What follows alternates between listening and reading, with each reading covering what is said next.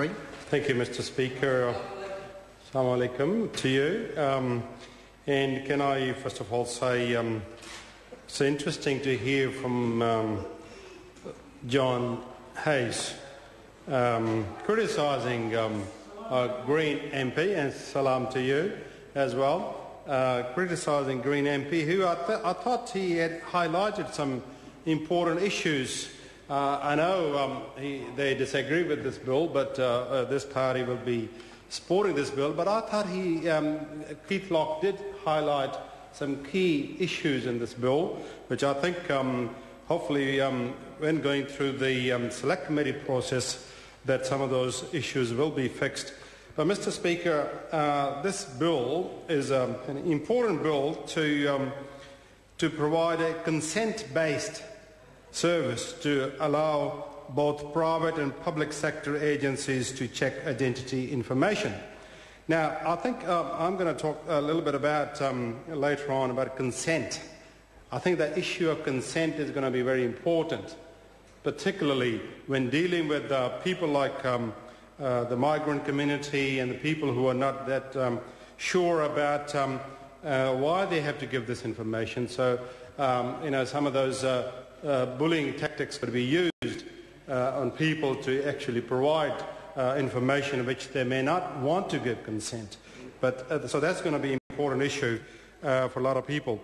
Mr. Speaker, the Identity Information Confirmation Bill extends the use of data validation service to public and private sector agencies on a strictly need-to-know basis, as John Hayes was saying before.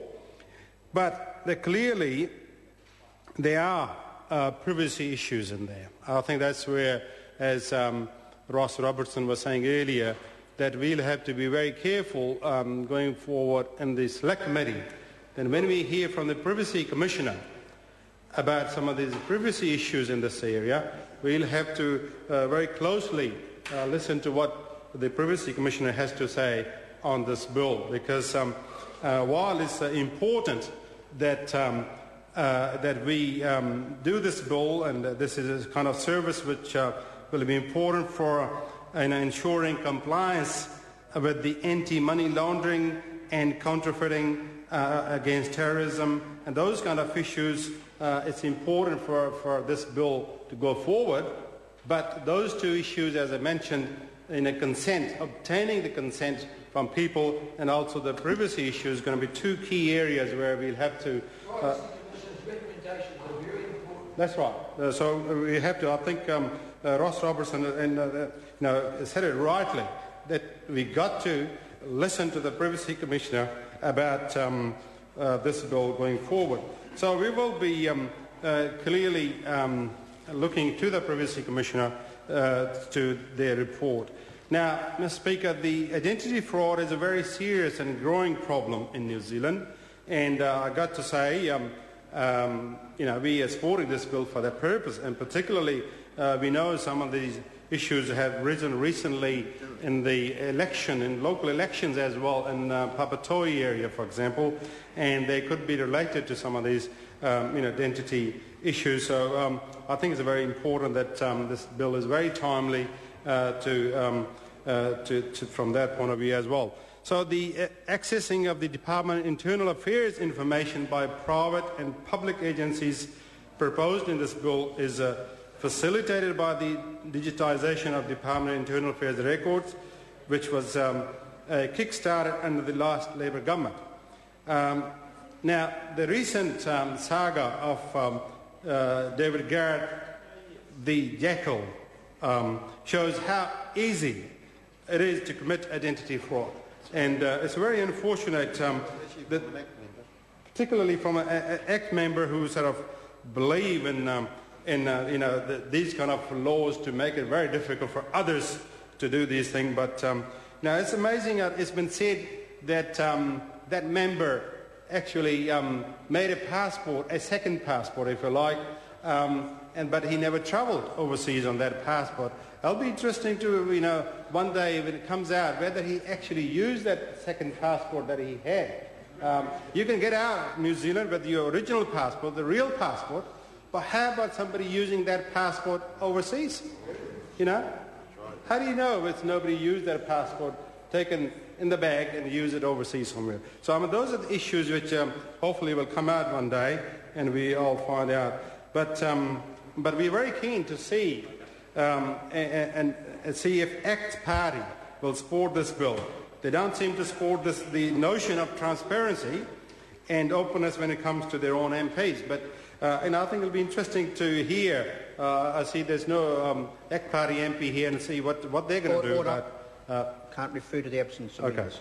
Thank you, Mr. Speaker.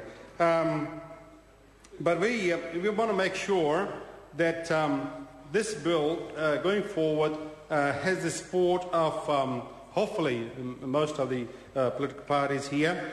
But the important thing is that we want to make sure in New Zealand, where we have just too many identity fraud happening at the moment, as has been highlighted before by my colleague Ross Robertson. He gave a list of number of these frauds which have happened in terms of the money being withdrawn from the banks, and also in terms of theft and bribery and corruption and lending frauds happening in this country. And I think that's important that this bill has come out in a very timely fashion to respond to those issues of identity fraud. And I'm sure, particularly with the diversity of our population, people have different backgrounds. There are some people who actually change their names, particularly first names. I know some people, when they come to Western countries, they do change their first name, for example, to make it easy for other people to understand. And so that can be an issue, particularly in relation to making passports and certificates. And I think that's something we got to look into. Mr. Speaker, I think going forward, as I said, particularly I'm really worried about the consent part. And as I said earlier, that there are the ethnic communities, the migrant communities, who are often coming from countries or places where they have not had the a good experience, if you like, with the police and with the state agencies. When they come to this country, they are often very scared how they will be dealing with the government and the police. They often, they can be forced, if you like, in some different ways to provide consent to give their information. But I think this is something we'll have to educate our people that, they have the right in this bill not to provide the information without their proper consent.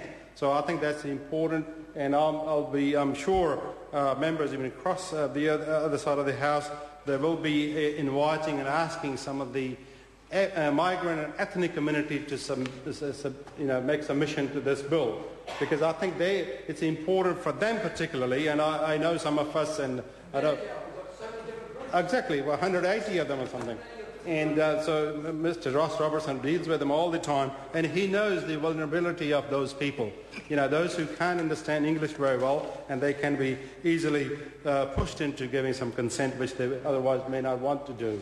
So I think some of us on this side of the House are very familiar with some of those issues among the ethnic community, and I hope Mr. Simon Powers is listening to this, because I know he lives in a beautiful town in Palmerston North, which probably don't have such huge problems, but in a very diversified situation in Auckland, where we have people who are not very familiar, and I'm very, very serious about it here, not very familiar with the local law, and particularly, if somebody is asking them for consent to give some information, they might, very easily give it where they don't have to. So those are kind of the issues which concern my community. I know Mr. Bakshi, the other side, he's probably listening too. He will know that there are vulnerable people out in the community who would like to, have some assurance that they will not be forced into giving consent for these to provide this information, particularly in the private sector. I'm more concerned. I have not a serious concern at all by giving information to the the public departments, of public sector people, but in the private sector there's a real concern. So with those words, Mr. Speaker, I'm pleased Sorry to interrupt the commend this honourable bill. member.